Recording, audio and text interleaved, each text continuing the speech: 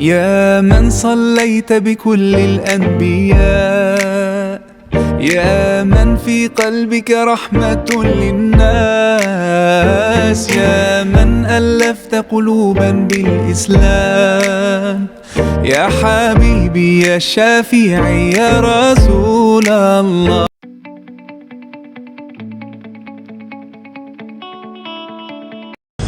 Bismillahirrahmanirrahim. Assalamualaikum warahmatullahi wabarakatuh. Nama saya Nabiha binti Muhammad Abdul Ghani. Nombor matrik D202221052559. Hari ini saya akan menerangkan pengenalan tentang tajuk kumpulan saya, iaitu kesalahan Islam liberal dari sudut akidah, yakni kepercayaan. Saya akan menerangkan definisi Islam liberal itu terlebih dahulu. Islam adalah bahasa Arab yang bermaksud pasrah atau tunduk, manakala liberal berasal dari bahasa Eropah yang dimaksudkan dengan bebas. Asal-usul liberalism juga boleh dikatakan berasal daripada falsafah humanism, yakni kemanusiaan, di mana ianya bermula apabila banyak pihak yang membahaskan tentang kuasa gereja sebelum zaman Renaissance dan juga daripada pihak Whig semasa revolusi ke-9 di Great Britain. Di samping itu, hak asasi gereja ditempatkan paling atas apabila mereka meletakkan setiap dasar-dasar kehidupan, pentadbiran, ekonomi, malah sehinggakan kepada akhlak dan kehidupan individu hanyalah kepada kuasa gereja. Hal ini secara tidak langsung menyebabkan golongan gereja ini berjaya menyekat kumpulan bangsawan, ahli perniagaan dan juga orang awam. Seterusnya, walaupun istilah Islam liberal itu belum wujud, akan tetapi Islam liberal ini telah muncul ideologinya. Sumber utama terciptanya ideologi ini ialah apabila dua sumber ini bergabung, iaitu gabungan tradisi intelektual Islam dengan falsafah barat moden. Kemunculan ideologi ini adalah kerana suatu golongan yang beragama Islam tidak ingin berpisah dengan tradisi liberalisme barat yang bermulanya di Eropah dan Amerika sejak 2 abad yang lalu.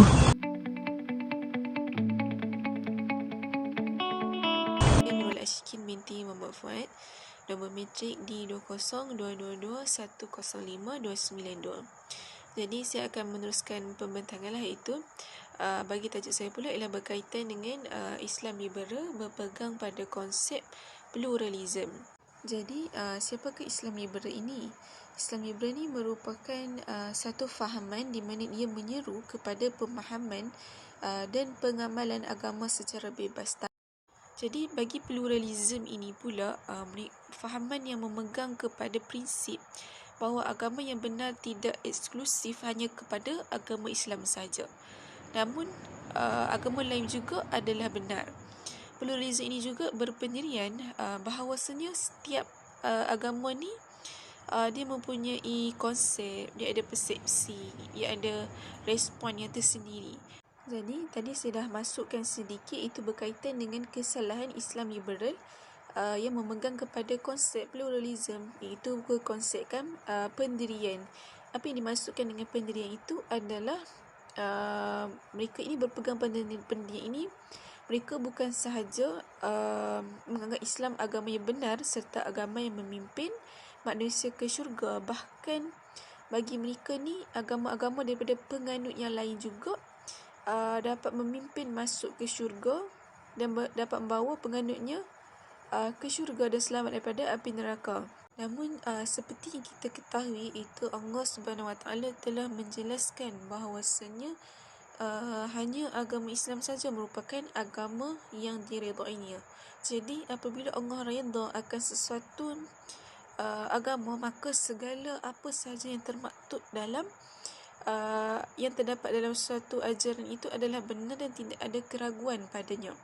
Jadi perkara ini dapat kita rujuk itu dalam Al-Quran, iaitu firman Allah SWT di dalam Al-Quran dalam surah Ali Imran ayat yang ke-19.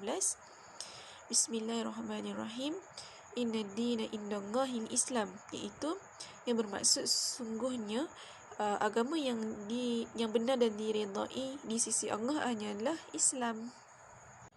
Ya, untuk poin yang kedua pula adalah kesalahan Islam liberal dalam menormalisasikan hukum murtad. Jadi bagi mereka ini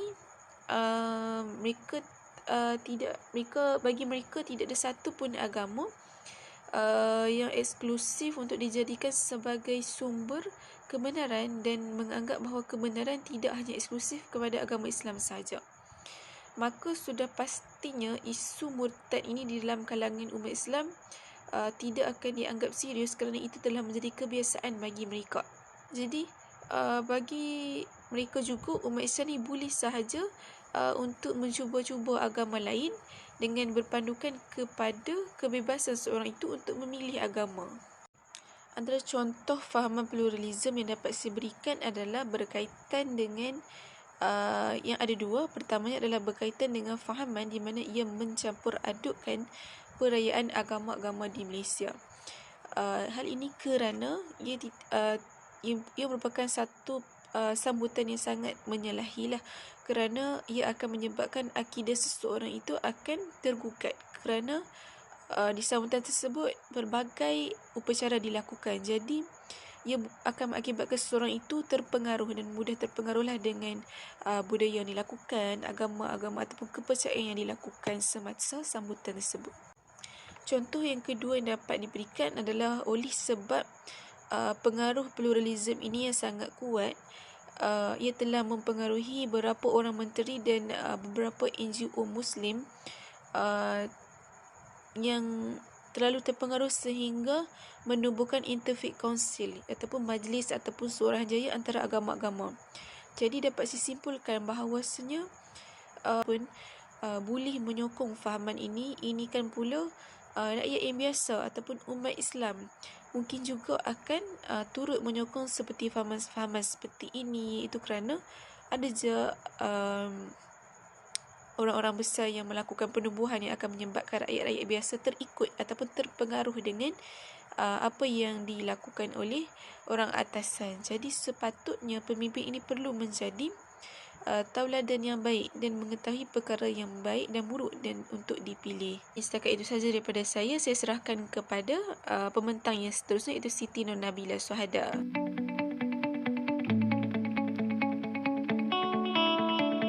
Bismillahirrahmanirrahim. Assalamualaikum warahmatullahi wabarakatuh. Nama saya Siti Nur Nabila Suhada binti Skripli, nama matrik D20222105302. Hari ini saya akan membentangkan tajuk saya, iaitu Islam liberal menganggap akal manusia sebagai wahyu. Apakah itu Islam liberal atau lebih dikenali sebagai liberalisme? Liberalisme bermaksud satu fahaman yang berkonsepkan kebebasan diri tanpa mengikut atau melibatkan aspek keagamaan dalam sesuatu perkara yang dilakukan. Fahaman liberalisme ini membahagikan wahyu kepada dua bahagian, iaitu wahyu bertulis dengan wahyu tidak bertulis. Kalau wahyu bertulis ini, mereka menggunakan Al-Quran sebagai fahaman mereka, manakala wahyu tidak bertulis ini, mereka menggunakan akal manusia.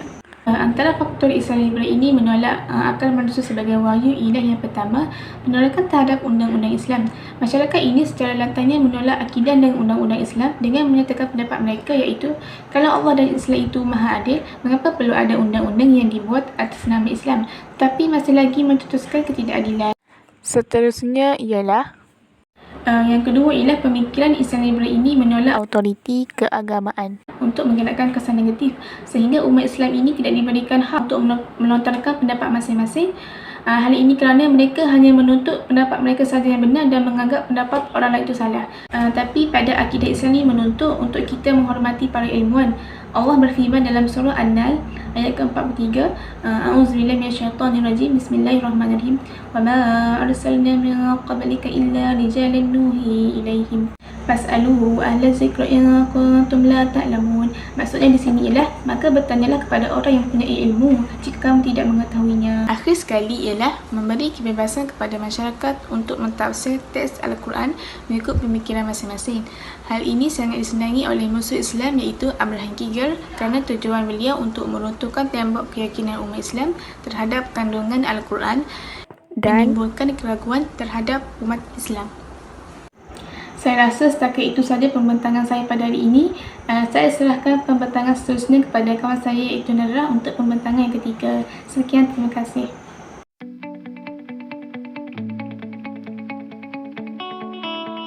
saya akan meneruskan pembentangan seterusnya dengan tajuk Islam Liberal Meragui Keturunan Al-Quran.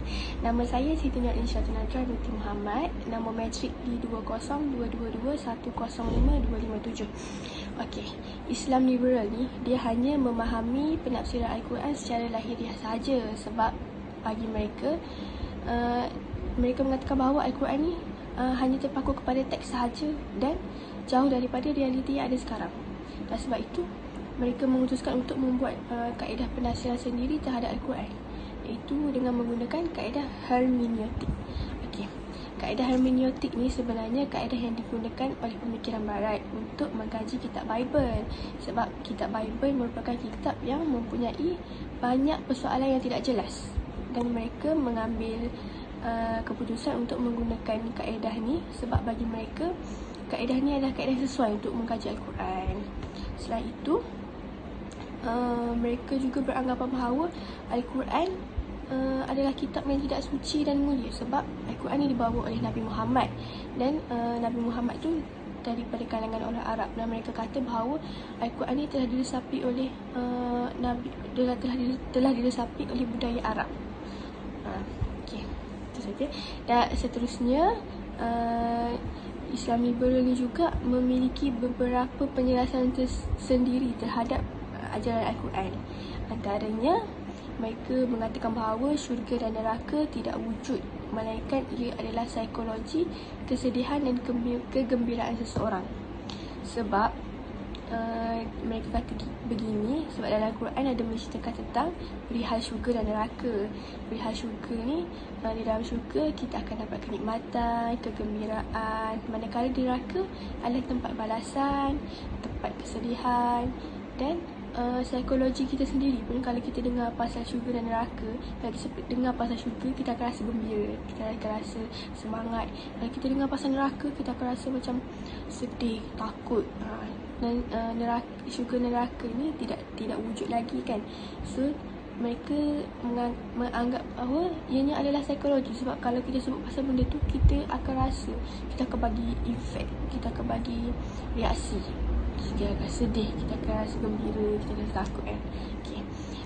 Yang kedua, mereka juga mempunyai penjelasan. Mereka kata malaikat dan syaitan ni tidak wujud sebagai makhluk, melainkan ianya adalah sikap baik dan buruk seseorang. Mereka kata begini sebab kan kalau malaikat dia melambangkan tentang kebaikan, ketaatan, manakala syaitan dia melambangkan tentang keingkaran, keburukan. Dan bagi mereka macam kalau kita buat baik, kita boleh dianggap sebagai malaikat. Kalau kita buat jahat, kita macam boleh dianggap sebagai syaitan. Okey. Seterusnya, mereka juga berpendapat bahawa hari kiamat tu tidak wujud, melainkan ianya hanyalah fasa yang mana manusia berubah dari satu peringkat ke peringkat yang lebih baik dan matang. Sebab mereka kata, mereka berpendapat begini kerana lepas hari kiamat kita ada hari kebangkitan, hari tempat hisab kan, perhitungan, titian sirat dan peringkat-peringkat yang lain. Dan perjalanan-perjalanan inilah yang mereka kata mereka kata manusia ni berubah dari satu peringkat ke peringkat yang lebih matang dan sempurna. Okey, secara kesimpulannya, liberal ni adalah pemikiran yang bebas, terbuka dan dipandu oleh hawa nafsu, sebab mereka hanya mengeluarkan fatwa hanya mengikut apa yang mereka fikir saja, tidak berlandaskan pada perkara yang benar.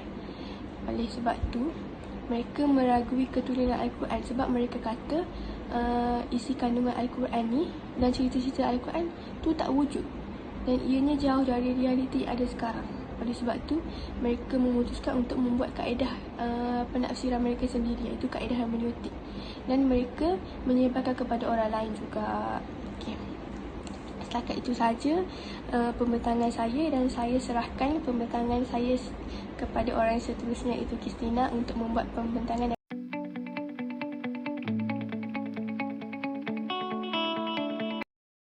Assalamualaikum, nama saya Nur Kristina Amni binti Syamsuddin, demometrik D202221052564. Hari ini saya meneruskan lagi pembentangan saya, iaitu fahaman liberalisme mempercokol fahaman sekularisme. Okey, Saya akan menerangkan satu persatu iaitu fahaman Islam liberal. Islam liberal ialah aliran pemikiran yang menekankan kebebasan individu. Aliran fahaman ini, mereka lebih suka kepada kebebasan seperti kebebasan berfikir, kebebasan berbicara, kebebasan pribadi dan sebagainya. Manakala fahaman sekularisme ialah pelajaran yang berkaitan dengan keduniaan sahaja tanpa dicampur adukkan dengan amalan dan pengajaran akhirat. Inilah fahaman sekularisme yang diperjuangkan oleh golongan fahaman liberal.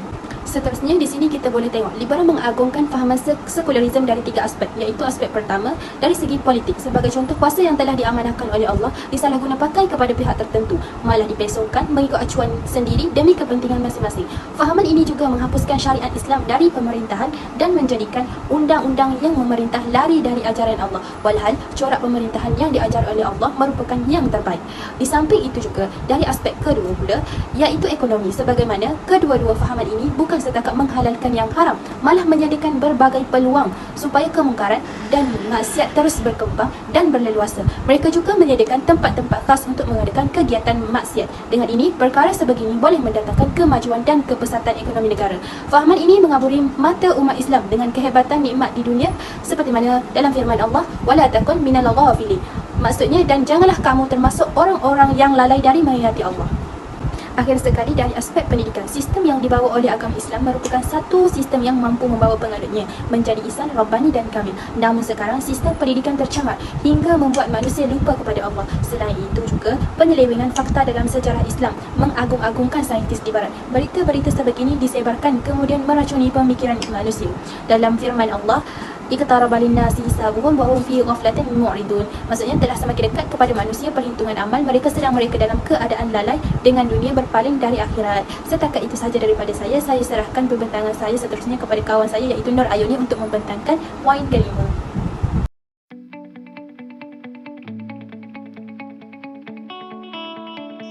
Topik yang akan saya bincangkan pada hari ini ialah inklusivisme, iaitu pemikiran terbuka tanpa mengikut syariat. Pemikiran terbuka yang diamalkan oleh Islam liberal ini adalah mereka telah mengubah hukum agama Islam mengikut kepentingan masing-masing. Golongan ini mengeluarkan hukum berdasarkan akal semata-mata dan menolak syariat yang telah ditetapkan dalam Islam sehingga boleh merosakkan akidah Islam. Kedua, golongan ini berfikiran tanpa perlu berpegang kepada mana-mana aliran atau syariat. Hal ini amat bertentangan dengan firman Allah dalam surah Al-Jathiyah ayat 18. A'udzubillahiminasyaitonirrajim. Bismillahirrahmanirrahim. Summa ja'alnaka 'ala syari'atin minal amri fattabi'ha wa la tattabi' ahwa alladhina la ya'lamun. Maksudnya, kemudian kami jadikan kamu berada di atas suatu syariat atau peraturan dari urusan agama, maka ikutilah syariat itu dan janganlah kamu ikuti hawa nafsu orang-orang yang tidak mengetahui. Setakat itu sahaja daripada saya. Saya serahkan pembentangan seterusnya kepada Nabihah.